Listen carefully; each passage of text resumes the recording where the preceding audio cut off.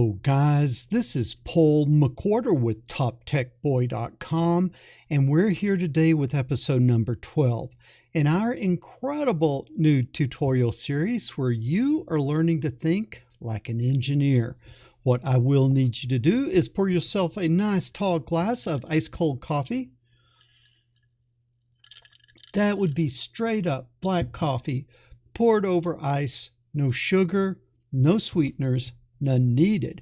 And as you're pouring your coffee, as always, I want to give a shout out to our friends over at Sunfounder.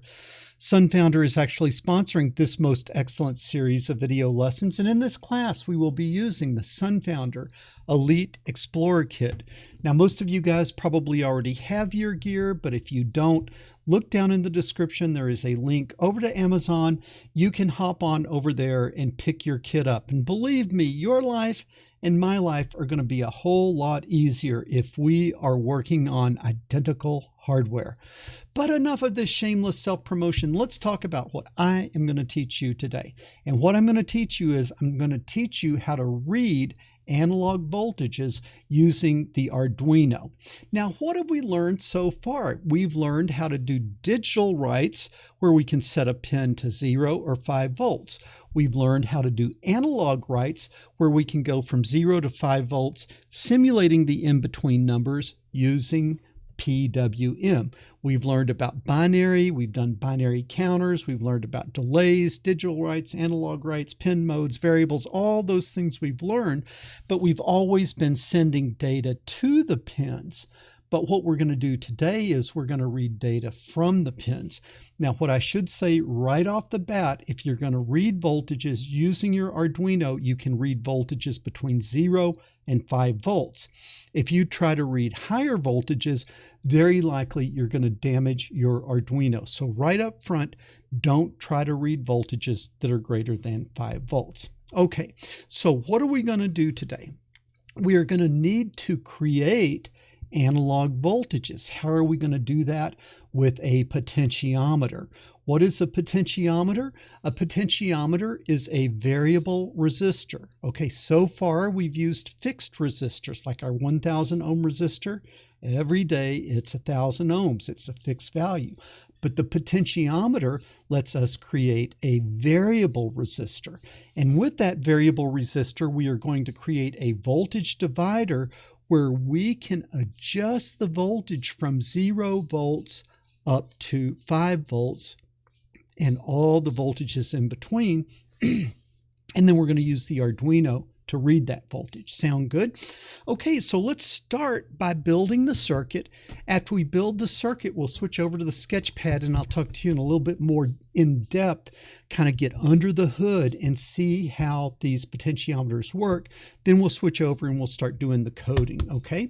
Hopefully that sounds good. So get your kit, and then I need you to look up here in the corner and you will find this little bag of goodies, okay? I need you to get your little goodie bag out.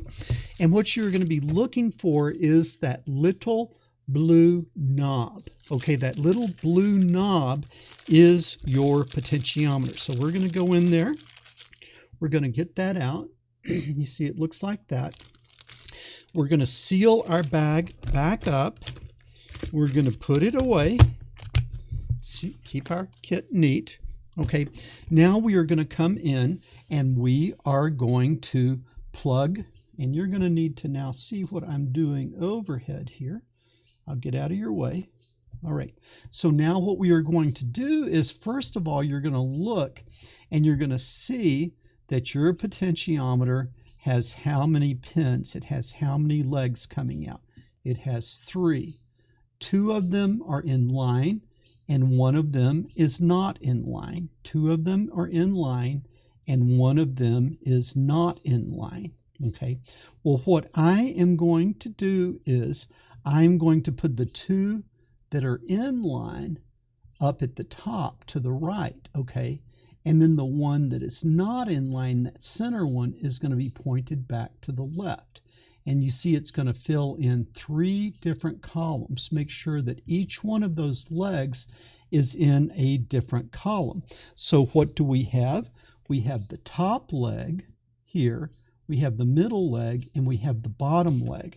All right, now I'm going to hook it up. The top leg needs to go to 5 volts. So I'm going to come over here, and that top leg is there. I need to connect that to what? To 5 volts. And I've got a convenient 5-volt pin right there. So I've got 5 volts connected to the top leg. Now the center leg, that center pin, is what I am going to be reading from. So since I am going to be reading from it, what I am going to do is I am going to connect that to the pin. Now, as we were doing digital and analog outputs, we were always using these pins 2 through 13. We were always outputting. Today, we're going to use an analog read. And if we are going to do an analog read, we need to connect to one of these analog in pins. And those are the pins A0 to A5. Those are suitable for reading analog voltages. Now, I want you to think, if I have analog in pins A0 to A5, how many analog in pins do I have? 6. Because if you start counting at 0 and count up to 5, you've counted 6 different numbers. So hopefully that makes sense. So we can use any of these analog pins that we want. I think I will use analog in pin 2, A2. Now we just got to finish up our circuit by coming to the third leg, the bottom leg, which is right there, the bottom leg of that potentiometer, the bottom leg of that potentiometer, and we're going to bring that back over here to ground, or GND. Okay, so you see I've got 5 volts, I've got GND, and I've got pin A2. So you can see all of those things hooked up very nicely. I'll get those out of the way, and that potentiometer is turned over to the left. So I think that thing is hooked up. I think that is going to be pretty good. We are going to take just a second here and make sure that we try to get that a little bit straighter. And we are going to come over and we are going to see if we can hook up to our sketch pad. I'll need to plug the sketch pad in. While we're waiting for it to warm up, I will take a sip of coffee. And now we'll come over here and we should see the sketch pad pop up here at any minute. There it is. Okay. Now, to talk about what the potentiometer is, as I said before, it is a variable resistor. Well, let's think of the resistors that we've used before. The resistors that we've used before have had 2 legs or 2 leads to them. And then between those 2 leads, we have a resistor like that. And the resistor is always the same value. It's always the same value. Now, what's different about the potentiometer? The potentiometer had how many legs? 3. It has that mysterious third leg out here. Now, how does it work? That third leg is connected to a wiper, and that wiper wipes across the resistor. And so let's look at it this way.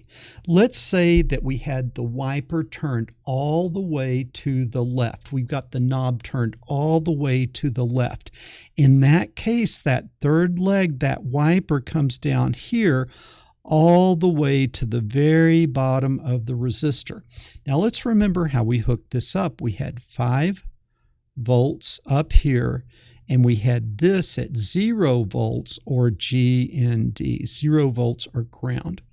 Okay, now let's think about this. What would we see at this leg? This leg comes down below the resistor, and it's basically hooked up to 0 volts because there's no resistance from where it connects down to 0 volts. And so what would it read? It would read 0 volts. Let's also think about it like all the current is going through that resistor. The entire resistor is above the connection point. Therefore, all of the voltage drop is above that connection connection point. And so the 5 volts all drops above the connection point, and therefore it would read 0 volts.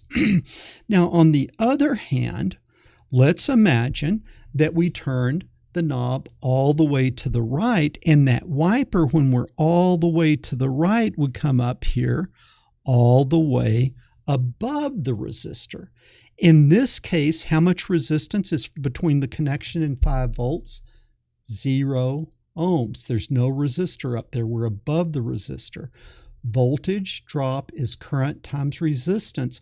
Above the resistor, how much voltage drops? 0, because it's current times resistance. Resistance is 0, and so the voltage drop is 0. And what would we see? In that case, we would see 5 volts.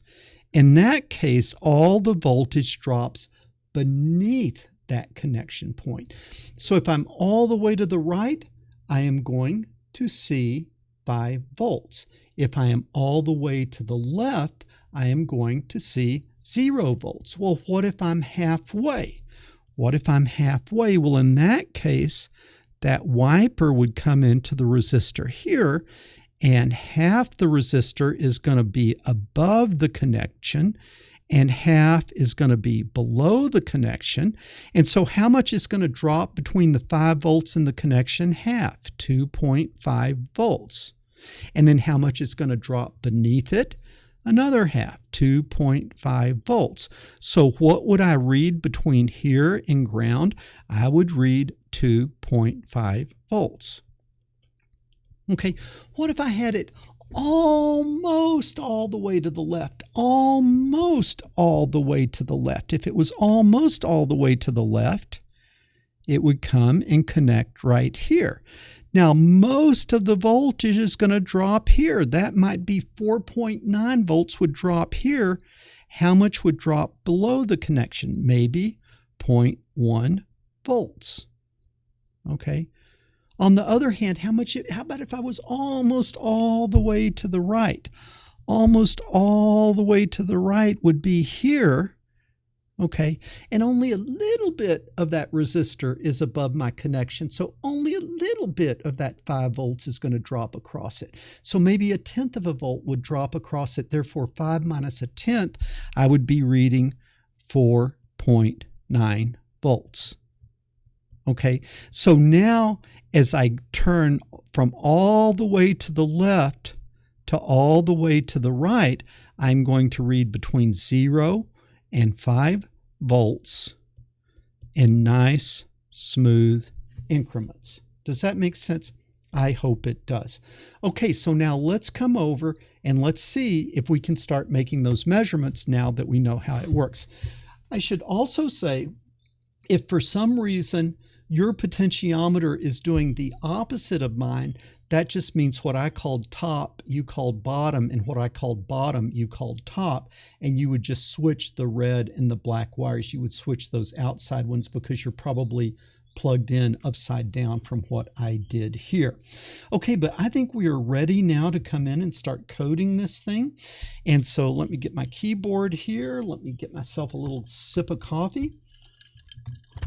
As always, you want to make sure that you're connected to the board. So you'll come in here to Tools and you'll go to Port, and you can see that my Arduino Uno R4 Wi-Fi is connected to COM5, so I'll select that.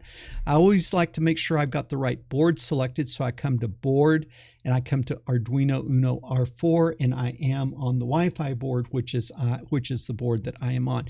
Yours might not be on COM5. Select whichever COM port that it shows your Arduino showing up next to. We've gone over that, so hopefully you understand that by now. So if we are going to connect to that pin, we need to set up a variable. Now, what kind of variable? It's going to be an int. And what am I going to call this? Well, I'm connecting that analog pin to the potentiometer, so I think I'll call it pot pin. You can call yours whatever you want. I think pot pin is a pretty good name. And then I'm going to say integer pot pin was pin A2. Wait, you say, A2 is not an integer. Yes, it is in hexadecimal.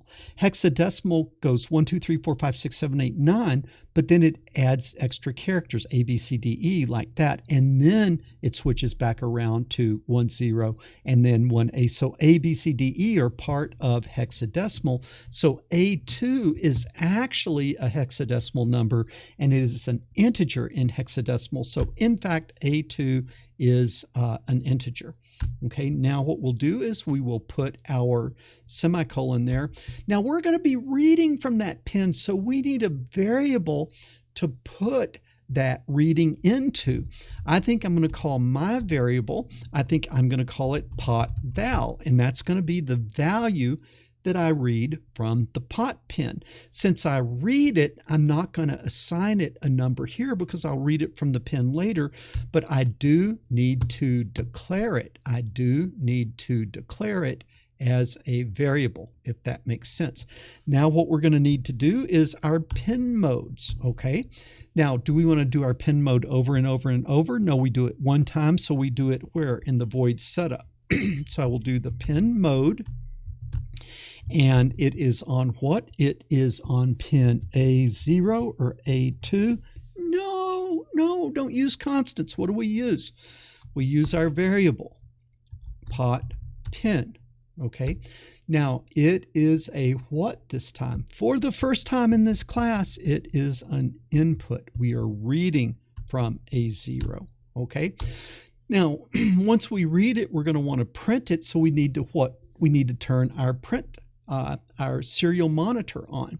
So I do that with serial.begin and 9600. No, what do? I'm going to come up here and I'm going to set up a variable int, and I'll just call it BR for baud rate. And I'm going to say that is 9600, like that. And then I'm going to come here and I'm going to set my serial monitor to BR, baud rate, and then my friend, the semicolon. I've done the pen mode. I've started the serial monitor. Now I am ready to make a measurement. So I'm going to read the number into the variable pot val. How do I read it? I do an analog read. Be careful of case, uppercase R. Where am I going to read? I am going to read from pot pen, like that. Okay. Now I don't want to just go too fast. I want to slow it down a little bit, so I want to put a delay of, let's say, 100. No, what do I need? I need a variable, wait t, for wait time. All right, like that. And now I'm going to come up here and declare wait time, and I will say int wait t, and I will set that to 100 milliseconds, like that. That looks pretty good. And so we've got our pot pen, our pot val VR in wait T. We've done our pen mode. We've turned on our serial monitor. We have read the pot val, but what do I want to do? I want to print the pot val. So I'll say print pot val. Do we like that? No, it's going to print across. I want to each time come to the next line. So I need to do a what? Print LN, like that. Okay, let's just run this thing and see what happens. Okay, so we're going to come here. It is compiling. What did I do? Oh, this is not MicroPython. You don't say print. Who is your friend? Mr. Serial.println, like that. Okay. So you see, print line, it didn't know what it was because it didn't have serial in front of it. So we're going to come here. We are going to run it. No ugly little orange messages. We'll take a sip of coffee. It's uploading. It's uploading. And it's uploaded. Now I'm going to turn my serial monitor on up here. And then boom, look at that. Now, what is this goofy number here? What is this goofy number here? That is the timestamp, and I'm going to turn that off by clicking here. Now, what am I reading? I am reading 1023. I don't think that we have 1023 volts. I don't think we have 1023 volts. So what we have to do is Arduino thinks in computer land. It thinks in terms of zeros and ones. It thinks in terms of switches and binary. And what is the number 1023? it is the number 2, right? On and off, 0 and 1 is the number 2 raised to the 10. So it is a 10-bit number. 2 raised to the 10 is 1024. Well, why did this start at 1023? Why did this stop at 1023? Because we started reading at 0. We started counting at 0. And if you have 1024 numbers and you start counting at 0, you can count up to 1023, which is really 1024 numbers. Make sense? Okay. What you have to see is you have to see that it is giving you a binary number that is being displayed as a decimal number 1023, but it is 10 switches on, okay, out to 10. 2 to the 10th minus 1, 1023. Okay, because it does not think in people terms like voltage 0 to 5. It thinks in terms of 10 bits from no bits up to full scale, which is 1023. It's working, but it's not very useful. Now, what happens if I turn the knob to the right? It starts going down, and when I'm about straight up and down halfway, when I'm about straight up and down, I've got about 570, which is about half of 1023. I keep going to the right. I keep going to the right, and it comes all the way down to 0. So with the potentiometer, I am reporting from 0 to 1023 very smoothly. That's the good news. What's the bad news? It's not reporting voltage. Now, the other thing that I don't like is I don't like that when I'm at the left, I'm starting with the biggest number, and as I'm cranking it up, the number is cranking down. I always like the low number to be at the left, and then as I turn it up, the number gets bigger. Now, we could code this differently, but what is the easy way to do it? I told you that it could be upside down, so we're just going to trade the red and the black wire. So the red wire is going to come over here to the bottom leg, and the black is going to come over here to the top leg, and we're just going to switch those out. Now, if I turn the knob all the way to the left, it reads 0. And now if I turn the knob all the way to the right, it reads 1023, and it goes smoothly between those values. Now, what do we need to do? The Arduino is going to think the way the Arduino does, so I need to convert that Arduino number to a person number. So I want to convert from 0 to 1023 into a number from 0 to 5. How do we do that? We do that with a line. We do that with the equation of a line. Okay, does that make sense? So let's see if we can come down here and let's see if we can talk about that a little bit, because we are going to be, first of all, you were taught lines in junior high and in high school and in college, and you didn't think you'd ever need them, so you didn't pay attention. But I'm going to teach you what you already know, but I'm going to show you you've got to use it now. If you're going to think like an engineer, you got to use the math to do the hard work for you. And what you're going to see is that the math is really the easy way to do it. The math is really the easy way to do it. And so what we're going to do is we're going to come back over here to the sketch pad, and we're going to think about this. Okay, now what do I read? When I'm all the way to the left, I read a value of 0. And that's the pot valve from 0 to 1023. It reads 0. When I read a 0, what voltage does that represent? That represents a voltage of 0. Now, if I turn it all the way to the right, what do I read? I read 1023. I want to turn that 1023 into what? 5. So if I read 0, I want to turn that into 0. If I read 1023, I want to turn that into 5.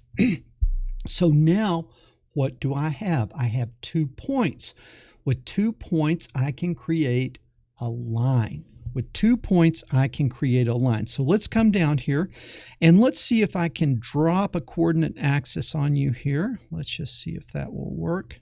Got that. That looked pretty good. And then we'll come out here. 1, 2, 3, 4. 1, 2, 3, 4, 5.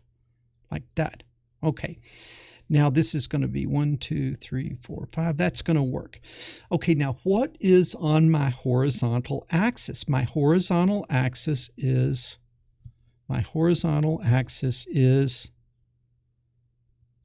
pot val. Okay, that's what I read. I read pot val, and that's going to go between 0 and 1023. So this would be like 100, 200, 300, 400, 500, 600, 700, 800, 900. This would be 1,000. And I'll put a few more in here. This is 900. This is 800. This is 700, like this. Okay, that's my horizontal axis. That's my pot val. What is my vertical axis? My vertical axis is volts. Okay, and so this would be 0 volts, 1 volt, 2 volt, 3 volt, 4 volt, 5 volt. 1, 2, 3, 4, 5. I have how many points? I have 1 point, 2 points. So this is point 1, this is point 2. Okay, let's go with point 1. Point 1 is 0, 0. So that would be the point right here, 0, 0. What's the next point? 1023. So I come all the way over to here, and then I go up to 5. And so this is the point 1023, 5.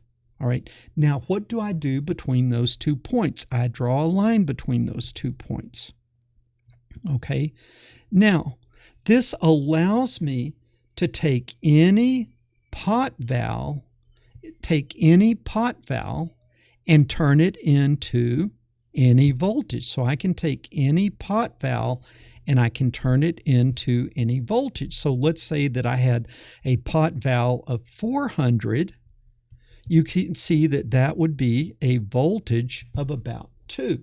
So you want to turn pot val into voltage. Well, how do you do that? You need to create the equation of a line. How do you create the equation of the line? You start by calculating the slope. How do I calculate slope? M is slope, and that's equal to y2 minus y1 over x2 minus x1.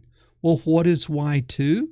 It is 5 minus y1 is 0 over what is x2? It is 1023, okay, minus x1, which is 0, okay. What is that equal to? That is equal to 5 over 1023. So what do I have? I have my slope. Now what do I need? I need the equation of the line. Well, the equation of the line, if you remember back to junior high, y minus y1 is equal to m onto x minus x1. Okay, what is y? Y is y minus y1. y1 is 5. So y minus, no, I'm sorry, that's y2. y1 is 0. So y1 is 0. Is equal to m, which is 5 over 1023. I like to use parentheses, times x minus x1. What is x1? x1 is always also 0. So when you have that point 0, 0, the math gets a lot easier, and we end up with simply y is equal to 5 divided by 1023 times x. Now, what I like to do is I like to go in and rewrite it with the values that I'm using. For me, the x value is pot val, and the y value is volts. And so I'm going to rewrite it with y is going to become volts. So volts is equal to 5 divided by 1023 times what? X. And x is what? X is pot val. Okay, what did I read in my program? I read pot val. What can I do now? I can change pot val into volts, and it should be a real voltage from 0 to 5 volts. How does that sound? So you need to look at this equation, and we need to now go in and we need to program that thing. Okay, we need to go in and we need to program that thing. So keep that in front of you, and then we're going to come back over here to our code. And what do we need now? We need volts. Okay, but what is volts going to be? Is it going to be an integer? 1, 2, 3, 4, 5 volts? No, you want all the in-between values. So volts, we want to be a float because we want, 3.265 volts maybe. We want the in-between values. So volts is going to be a float, and I'm going to calculate volts. So I don't give it a value up here. I'm going to calculate it. So now how do I calculate volts? I come down here, I have pot val, and then I look at my equation. Volts is equal to, open parentheses, 5 divided by 1023. Like that, 5 divided by 1023. I'm going to turn that back to 0. Okay, 5 divided by 1023 times what? Times pot val, just like that. Now, did I remember my semicolon up there? Yes, I did. Very good. Okay, so now I should have volts. So now what I want to do is I want to kind of print things a little bit nicer. So I'm going to print a label for pot val, and that print for pot val is going to be the string, okay, pot val, and then I'm going to put a colon and a space, and then I'm going to put my semicolon, and then on that same line, I'm going to print pot val, and then I want to leave this on the same line, all of this. So I'm not going to do a print ln. I don't want to go to the next line yet. So it's going to say pot val is the pot val. And now also on that line, on that same line, I'm going to want to do a serial.print. And I'm going to want to print the label voltage like that. And then I'm going to print serial.print. This time I'll go to the next line, ln, and I'm going to print volts. So do you see how I'm printing labels and values and labels and values? So as I go across, it's going to have the label pot val and then the pot val reading. And then it's going to have the label voltage, and then it's going to have the voltage reading. Okay. And then after I do that, then I want to go to the next line. So that should be it should be a print, and then a print ln. Okay. Could it really be that easy? Let's see if we can run this thing and see what happens. Okay. We have a problem. What did it like? Oh, did I do that again? This is not VPy, this is not Python, this is not MicroPython. You can't just say print, you have to do serial.print. Hopefully you guys saw that, but I know that's the mistake you make, so I like to kind of do the mistake that you guys do, all right, since it's a popular one. All right, so now we're running it. We're not seeing any little ugly orange messages. We are uploading. And boom, it's done. We'll come over here and click on this serial monitor, and we'll look at that. Okay, what I don't like is I've got the label and I've got the value, but then the next label is run into that that value is run into the next label. So before on the label voltage, I'm going to put a couple of spaces just because it doesn't run into that 0. All right, let's try this again.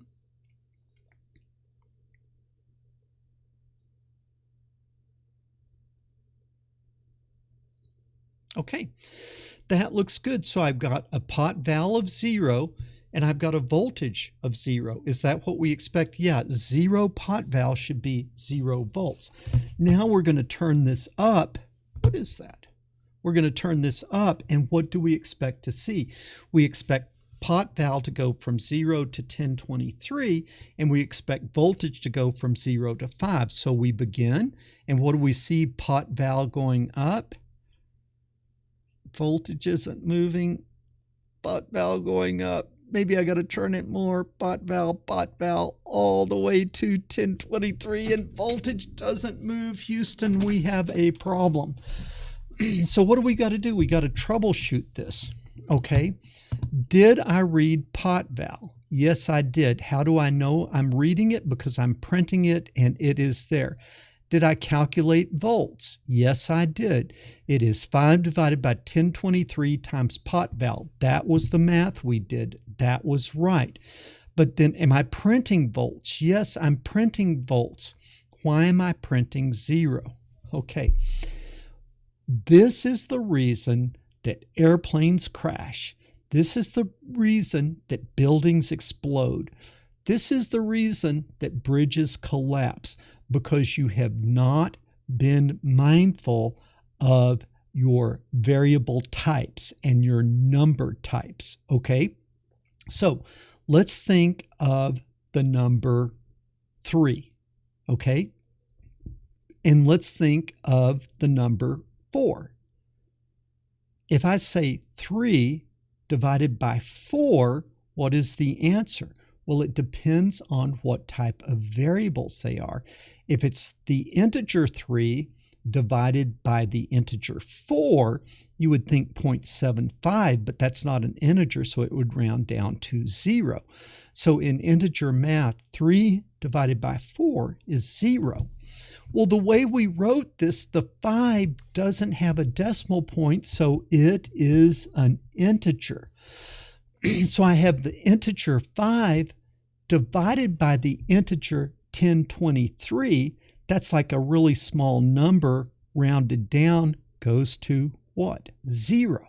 You see, I thought I was doing floating point math, but I was really doing integer math. So what do we have to do? If we want a floating point answer, we don't want to say 5, we want to say 5 point. 5 by itself is an integer. 5 point is a what? It's a float. Divided by 1023, that's an integer, but 1023 point, that is a float. Now 5 divided by 1023 is going to be a float, times pot val is going to give us a volts, which is a float. And so now we've done our variable types. This should work. So let's go all the way back to 0. All the way back to 0. 0, 0. Let's download this thing again. Okay. Done compiling. Uploading. Looking good. There we are. And we've got 0, 0.